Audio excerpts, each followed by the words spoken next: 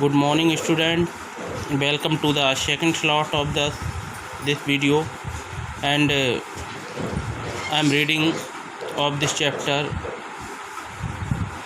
Gopal, and now we carry on. The river bridge was brushing, and yet a slight discomfort lingered in Bipin Babu's mind. Around hastage, Bipin Babu decided to roll up his trouser and take a look at his right knee.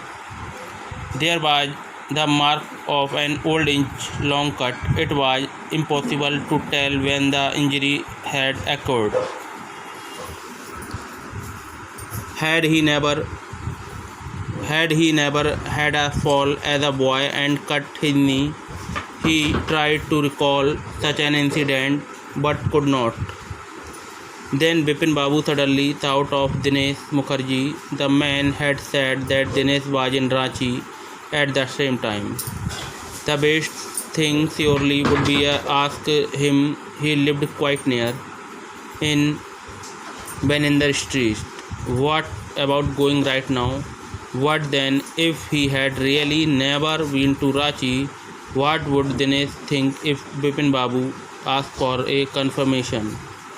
He would probably conclude Bipin Babu was going nuts. No, it would be ridiculous to ask him. And he knew how ruthless Dinesh scams could be. Sipping a cold drink in his air-conditioned living room, Bipin Babu felt uneasy again. Such a nonsense, just because they have nothing else to do. They go about getting into other people's hair. After dinner, snuggling in bed with one of the new thrillers, Bipin Babu forgot all about the man in New Market. Next day in the office, Bipin Babu noticed that with every passing hour, the previous day's encounter was occupying more and more of his mind. If the man knew so much about Bipin Babu, how could he make such a mistake about the Ranchi trip? Just before lunch, Bipin Babu decided to ring up Dinesh Mukherjee. It was better to settle the question over the phone. At least the embarrassment on his face would not show. 235616. Bipin Babu dialed the number. Hello, is that Dinesh? This is Bipin here. Well, what is the news? I just want and find out if you recalled an incident which took place in 58.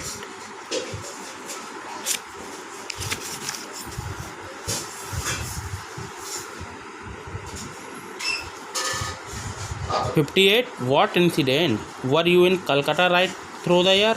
That's the first thing I have got to know. Wait just a minute. 58, just let me check in my diary. For a minute there was a silence. Bipin Babu could feel that his heartbeat had gone up. He was sweating a little. Hello, yes, I have got it. I have been out twice. Where?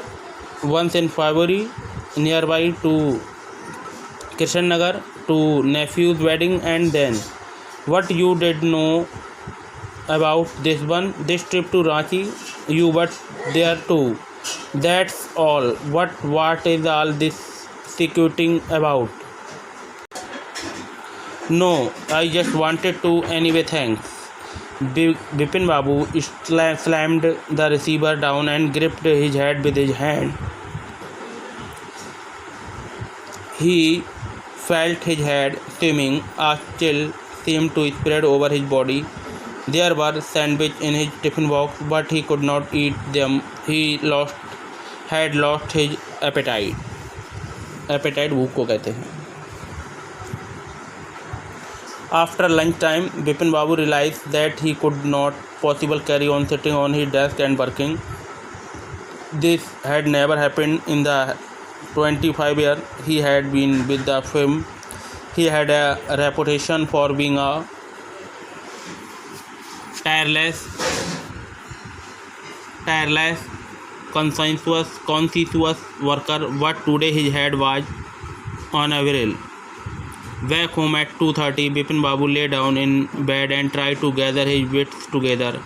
We knew that it was possible to lose one's memory through an injury in the head, but he did not know a single instance of someone remembering everything except one particular incident, and a fairly recent and significant one at that. He had always wanted to go to Ranchi, to have gone there, done things, and not to remember by something utterly impossible. At 7:30, Bipin Babu's servant came and announced, "Chunni Babu, sir, say it very important." Bipin Babu knew that Chunni had come, for Chunni Lal had been at school with him. He had been having a rough time lately and had been coming to see him about a job. Bipin Babu knew it was not impossible to do anything for him, and in fact told him so, but Chunni kept turning up like a bad penny. Bipin Babu sent work that not only was it not possible for him to see Chunni now, but not in several weeks. But as soon as the servant stepped out of the room, it struck Bipin Babu that Chunni might remember something about the 58 trip. There was no harm in asking him. Bipin Babu hurriedly down the stair and into the living room. Chunni was about to leave, but seeing Bipin Babu appear, he turned round hopefully. Bipin Babu did not beat about the bush. "Listen, Chunni, I want to ask you something. You have a good memory and you have been seeing me off and on for a long time. Just throw your mind back and tell me, did I go to Ranchi 58? Chunni said, 58? It must have been 58, or was it 59?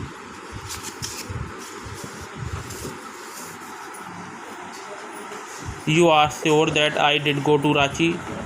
Chunni looked amazement was not unmixed with worry. Did you mean you have a doubt about having gone at all? Did I go? Do you remember clearly? Chunni sat down on the sofa, fixed Bipin Babu with a long hard stare and said, "Bipin, have you taken to drug or something?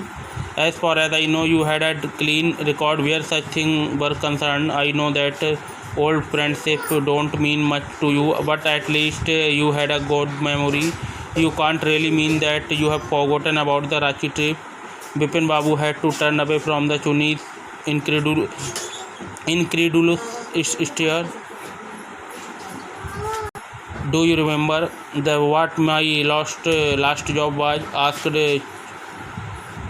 Chunni Lal. "Of course, you work in a travel agency. You remember that? You don't remember that was I who fixed up your railway booking for Ranchi. I went to the station to see you off.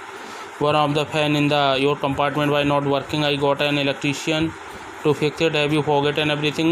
Whatever in the matter with you? You don't know. Look too well, you know." Bipin Babu sighed and shook his head. "I have been working too hard," he said at last. "That must be the reason. Must see about the consulting a specialist." Doubtless it was Bipin condition which made Chunni Lal leave without mentioning anything about a job. Paresh Chand was a young physician with a pair of bright eyes and sharp nose. He had become thoughtful when he heard about the Bipin Babu's symptom.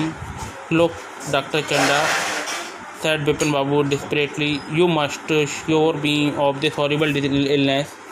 I can't tell you how it is affecting my work." Mr. Chanda shook his head. "You know what, Mr. Chaudhary," he said, "I have never had to deal with such a case and over.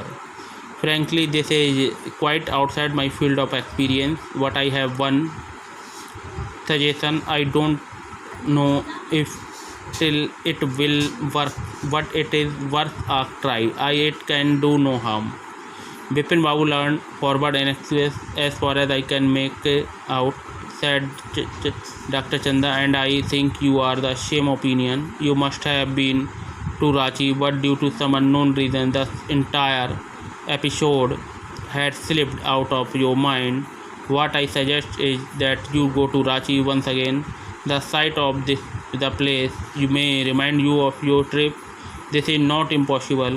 More than I can't do at the moment. I am prescribed a nerve tonic and a tranquilizer. Sleep is essential or the symptom will get more pronounced.